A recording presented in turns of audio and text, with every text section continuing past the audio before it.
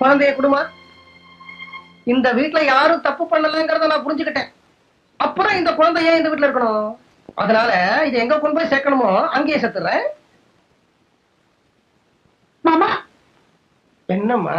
யாரும் தப்பு பண்ணலன்னு கேக்குறதுக்கு சந்தோஷமா இருக்கேன். அந்த குழந்தையோட சொந்தக்காரங்க வந்து கேக்குற வரைக்கும் அது என்னோடய இருக்கட்டுமே. குழந்தைக்கு சொந்தக்காரி நீ இல்லையேம்மா, அது எப்படி உங்ககிட்ட இருக்கலாம்?